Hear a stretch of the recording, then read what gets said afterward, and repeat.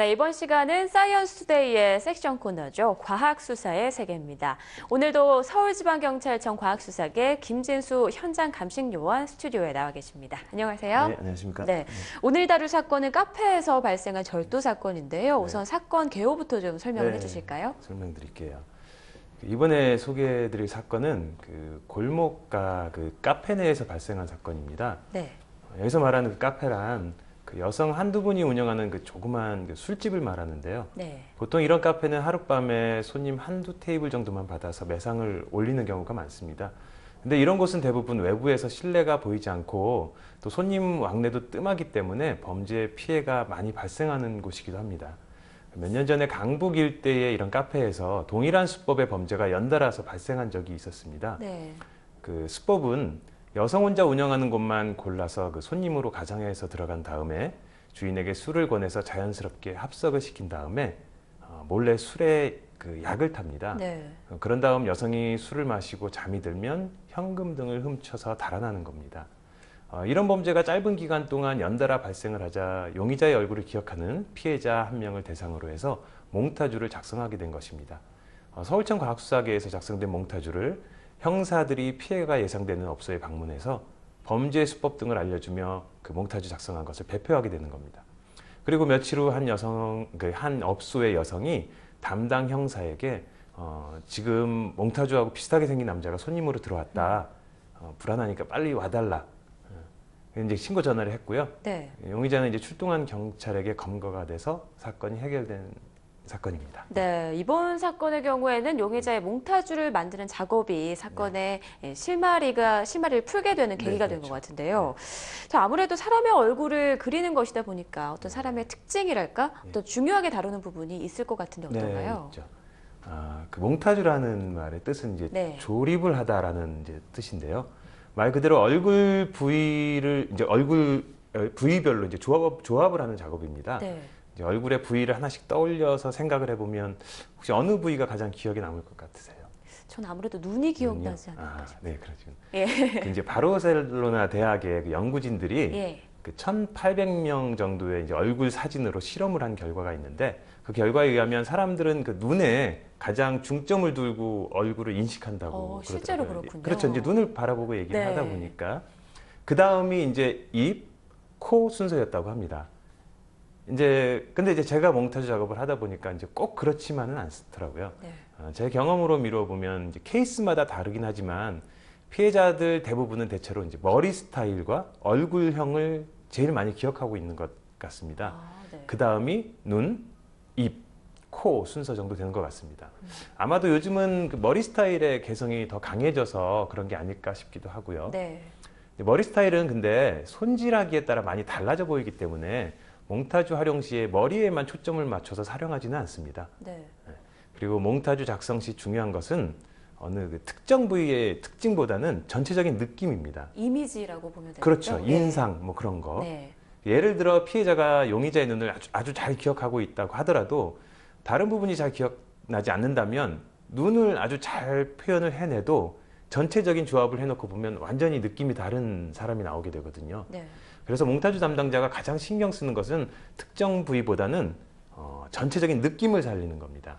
예전에 어떤 사건에서 몽타주 결과물에 이제 배포되는 몽타주 결과물에 꽃미남 스타일이라는 문구를 집어넣어서 공개 수사를 한 적이 있었어요. 네. 그때 이제 한 언론에서 네. 그 문구를 이제 문제시 한 적이 있었습니다. 근데 이제 검거를 하고 보니까 정말 꽃미남 스타일이라는 거예요. 그래서 이제 많이 놀란 적이 있었는데 우리가 보통 꽃미남이라고 할 때 어떤 특정 부위를 말을 하지 않지 않습니까? 그렇죠. 눈을 보고 뭐 꽃미남 눈이다 그렇게는 하진 않지 않습니까? 그러니까 전체적인 느낌을 보고 얘기하는 거거든요. 물론 사람마다 보면 다 다르다, 꽃미남의 기준이 다를 수 있겠지만 대부분 그냥 꽃미남이다라고 하면 서로 암묵적으로 이렇게 느낌이라는 게 오가 있죠. 통하는 게 있죠. 그렇죠. 그런 것들이 되게 중요한 겁니다. 그렇군요. 그런데 개인적으로 궁금한 게 있는데요. 이런 몽타주들도 형사분들이 직접 하시는 건가요? 작성을? 아니요. 그거는 이제 형사분들이 몽타주를 작성할 대상자를 선정을 해서 목격한 사람들을 이제 탐문 수사를 하다가 이분은 기억을 많이 하겠구나 싶으면 저희한테 서울청에 의뢰를 하면 네. 이제 그분이 이제 오십니다. 아니면 저희가 나가던가. 예. 그래서 저희가 작성을 해서 담당 형사한테 그걸 드리는 거죠. 그렇군요. 그런데 또 범인을 잡기 위해서 초상화 몽타주라는 것까지 등장했다고 하는데요. 이게 네. 일반적인 몽타주와는 어떻게 다른 건가요? 이제 초상화 몽타주라는 거는 네. 말 그대로 이제 직접 손으로 스케치를 해서 그리는 것을 말합니다. 우선 이제 몽타주 업무의 연역을 잠시 말씀을 드릴게요. 네. 우리나라에서는 1975년에 경찰에서 처음으로 몽타주 업무를 시작했는데요. 이때 스케치 기법을 이용해서 직접 몽타주를 그렸습니다. 이게 이제 초상화 기법인 거죠. 손으로 그렸다는 그렇죠. 말씀이시죠? 직접. 그 후에 1995년에 미국에서 개발한 프로그램을 도입해서 컴퓨터로 몽타주를 만들어내기 시작하다가 1999년에 국내에서 개발한 프로그램을 자체적으로 이용해서 그리기 시작했고 현재까지도 그 프로그램을 이용해서 활용하고 있습니다. 처음에 말씀드린 초상화 몽타주란 네. 몽타주 업무 도입 초기부터 이미 사용하던 기법이었고요. 컴퓨터 프로그램이 만들어진 이후에 활용하지를 않다가 오히려 이제 최근에 다시 선호돼서 활용하고 있습니다.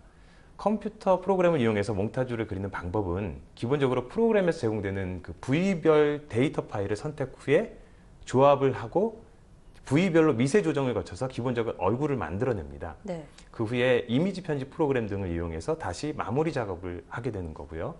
이 경우 누구든 몽타주 프로그램과 이미지 편집 프로그램을 사용할 줄만 알면 어떻게든 몽타주를 만들어낼 수는 있습니다. 네. 물론 이제 제대로 된 몽타주를 만들기 위해서는 그 외에 더 많은 지식과 노하우가 필요하겠죠. 반면에 초상화 몽타주를 그려내기 위해서는 기본적인 그 스케치 실력이 받쳐줘야 됩니다. 그림을 어느 정도 잘 그리셔야겠네요. 그렇죠. 기본적으로 그림을 잘 그려요. 만화처럼 그릴 수는 없으니까요. 네. 그렇기 때문에 몽타주 담당자 중에서는 그 스케치 학원을 직접 다니시는 분들도 계시고요. 아, 그러세요? 네. 그리고 이미 그 몽타주 담당자 중에는 화가로 되게 유명하신 분도 있어요. 예. 네. 그 다음에 이제 그 두 결과물의 차이점을 따지자면 아무래도 컴퓨터를 이용해서 그린 몽타주보다 초상화 몽타주가 더 자연스러울 수는 있겠는데 네.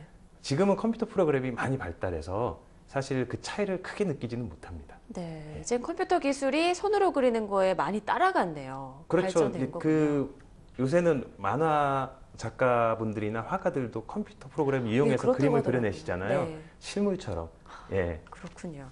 그런데 이 몽타주 기법이 많은 사건들 중에서도 실종아이 찾기에 많이 도움이 될 것 같은데 네. 많이 또 사용되고요. 네, 네. 그런데 궁금한 게요. 네. 실종 당시 아이들이 크면서 얼굴이 좀 많이 변하지 변하죠. 않겠습니까? 그런 경우에는 어떻게 해야 되나요? 일단 그 현재 몽타주 기법이 실종 아이 찾기에도 활용이 되고 있긴 합니다. 네. 많이는 아닙니다. 네, 많이는 아니지만 그 지하철 광고 화면에서 실종 당시 모습과 현재 모습을 추정해서 이렇게 그려진 거를 네, 본 공익 적이 광고 같은 거 있어요. 보신 적이 예. 있으시죠? 예. 이 경우에 몽타주 작성 담당자가 그냥 혼자 상상해서 추정을 해서 그려내는 것은 아니고요. 네. 예를 들어 이제 말씀을 드리자면 어떤 A라는 아이가 이제 실종 당시에 3살이었고 그 후에 10년이 흘렀다고 이제 가정했을 때 그러면 이제 13살이 된 거겠죠. 네. 그러면 이제 지금부터 제가 말로만 해서 한번 이제 그리는 저는 작업을 상상을 해볼게요. 그려 작업을 해볼게요. 예. 구체적이진 않습니다. 네. 우선 실종 당시 3살 때쯤에 그 실종된 아이의 사진을 이제 저희가 구해야 됩니다. 준비합니다. 그 다음에 그 아이의 형제 또는 자매의 사진을 준비합니다. 네. 형제 또는 자매의 사진은 그 실종된 아이가 실종된 당시의 사진과 그 다음에 10년이 지금 지난 현재의 사진 2개가 필요한 겁니다. 그럼 이제 준비 작업은 끝난 거고요. 네. 이제 몽타주를 만들기 시작하는 겁니다. 형제 또는 자매의 그 변화된 모습이 있지 않습니까? 그거를 참고로 해서 실종된 아이의 변화된 모습을 추정해서 그려나가는 거죠.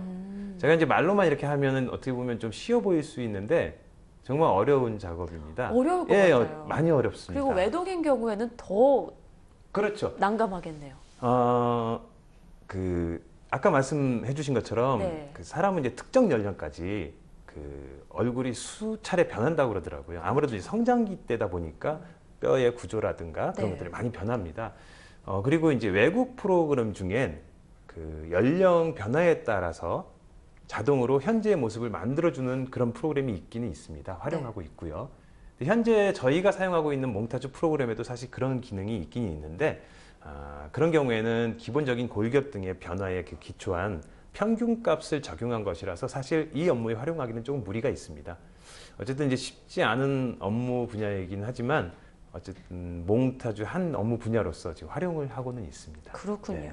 지금까지 몽타주가 범인 찾기에 활용되는 그런 방법에 대해서 좀 알아봤는데 그 외에도 정말 다양하게 활용이 될 수 있을 것 같아요.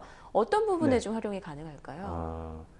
현재 그 몽타주를 활용하는 분야는 범죄의 용의자를 그려내는 것이 이제 사실 거의 대부분입니다. 네. 99%라고 할 수 있을 것 같아요. 다른 활용 분야로는 방금 말씀드린 미아 찾기 캠페인 같은 데 응용하는 분야가 있고요. 네.